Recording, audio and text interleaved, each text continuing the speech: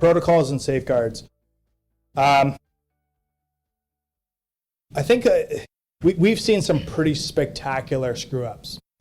I certainly have over the course of my career.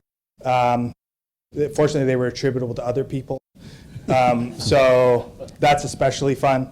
But there are some incredible, unexpected ways that information gets out, and I think it's important.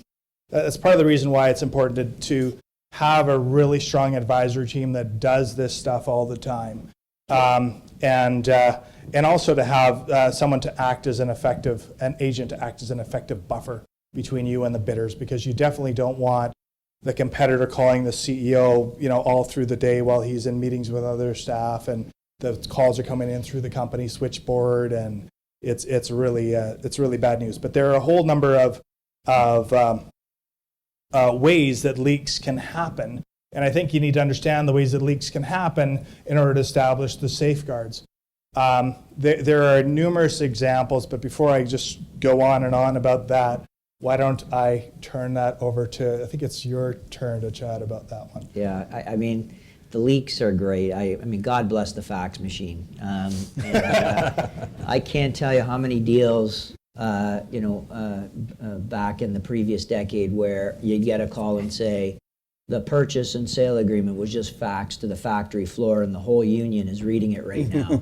And, that's back when they had fax machines on the shop floor for purchase orders and what have you. And, and those things happen. And then, you've got to deal with managing employees and there goes your culture. There goes your culture. There goes your trust. There goes your. But even with emails, it's like you go through a process, you think you've got it confidential, and then you realize that the entrepreneur doesn't even read his own emails. Right. He has his assistant. So now she's part of the deal team. Right. Unexpectedly. And I think. And the IT person. Yeah. The IT people, don't forget, okay?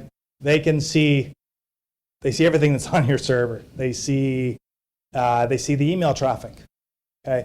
They have access to that stuff. So you got a choice. You either bring them into the deal team, or you take that stuff off the grid, okay?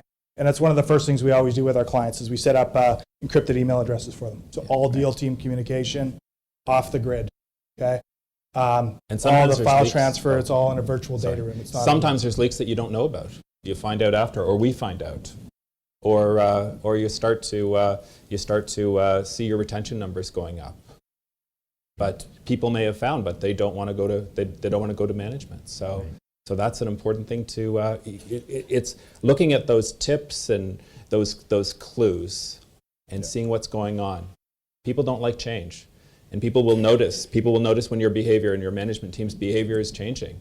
They'll notice when different people are around. So, and people talk. And they don't necessarily. It doesn't necessarily get all the way up to leadership. And it's so essential that if a leak is there, you find out. I've heard cases too where the company announced the deal and the employee said, "Oh yeah, we knew about that months ago." Yeah. But just going back to the confidentiality agreement, I think there's a couple of items that you just have to get right. And I said at the outset that the one size shoe does not fit all. In terms of confidentiality agreements, as a seller, you got to set the purpose. Like, what's the purpose? And we try to restrict that purpose to really the sole purpose is to consider the transaction you're doing. And when somebody sends across an NDA to you, it might not be a process. It might be somebody who's an inquisitive buyer. Don't sign it. Go and get some input on it. Make sure you set the purpose, because there's a great likelihood that the transaction won't be completed. Then you got to decide, well, do I want confidentiality going the other way? Is this a two-way deal? Is this just somebody buying my company, or am I taking shares of their company and there's some agreements coming back? I'm going to want to do due diligence on that person. So it could be a two-way confidentiality agreement. And again, we talked about competitively sensitive information. Make sure that you don't give the secret recipe across at the right out of the gate. We talked about restrictive covenants and making sure that if the deal's not successful, they can't come and solicit your employees.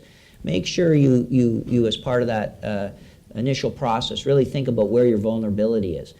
On the buy side, you're going to get sophisticated buyers typically.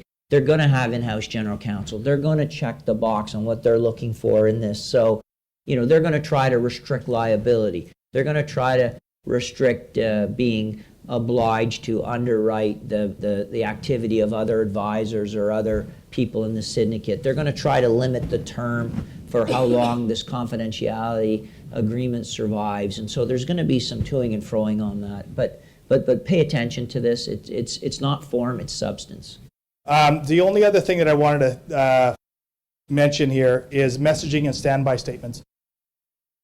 We talked a lot about the leak, and it's very, very important. It's almost like a fire drill. You want to make sure that if there's a leak, you don't spend 48 hours trying to figure out what to do next.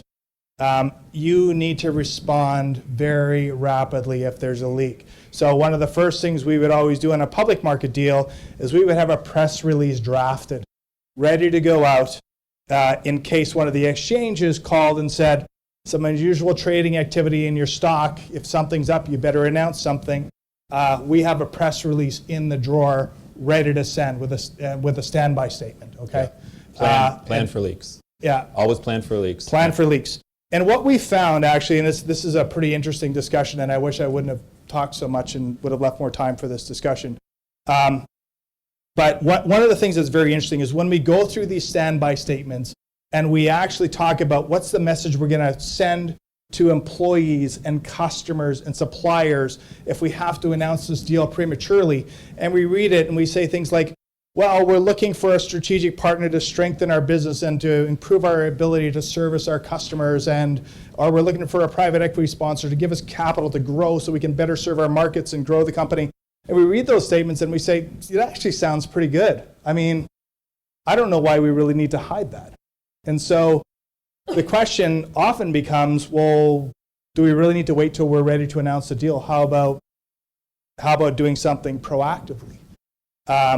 It's no secret, Mr. Smith, that you're 74 years old. Everybody knows you just went in for heart surgery. Everybody, kind of figures that you're going to need to exit the business eventually, so why not take that on proactively? Why not say, look, I'm not going to live forever. I'm looking for a partner for the business, and reassure your customers that the business is going to continue, and reassure your suppliers and your employees that the business is going to continue. And we actually had one panelist, a business owner, who said in the end, after he announced his deal and went and talked to his customers and his suppliers and his employees, it wasn't nearly as bad as he thought. So it's just something to consider. We're not here to tell people what to do, but it's something that really ought to be considered. Because a lot of times when you think you're keeping things secret or you think people don't understand that it's time for you to look at a sale, they may view it as actually a very positive event, that you're putting the company into new hands, someone to re-energize the company and take it forward. So with that, we're over time now. So any questions or comments in general for the group? And we'll also stay up here to answer questions offline after if you have any. Okay, great. There's a question. Question? Oh, yes. Would it be beneficial to have the draft definitive agreement made fairly early on so that they get to see that, so it doesn't become a wedge issue later in the process? Yeah, I mean, typically in an auction process, that's standard fare. It'll be, as part of your first stage, we'd like your initial proposal as to price. And by the way, we'd like your indicative or preliminary markup to the agreement. Sometimes processes are that when you mark up the agreement with your price, it's a definitive binding proposal. It's a little bit more difficult to do that when you've got a bilateral arrangement and the purchase and sale agreement's going to be part and parcel of that process. But to the extent that you can do that, you also see hybrids of that where the proposal letters, certainly in non-auction context, they try to negotiate key items like liability caps, deductibles, and baskets, and an assumption of liabilities and whatnot in the term sheet, so that they treat those legal terms as business terms and get them out of the way up front. Yeah, we always require a markup of the definitive agreement as part of your bid package. If you're sending in a bid, I want to see the black line. I want to see I want to know very clearly where the gaps are and whether we think we can get it bridged, because of course you got price and then you've got terms. So with that, excellent discussion. Thank you so much for your participation and the questions along the way. It was our pleasure to speak with you, and hopefully we answered some questions for you and assuaged some of the concerns that you might have when you're sort of thinking about taking that leap and jumping out of the plane, so to speak.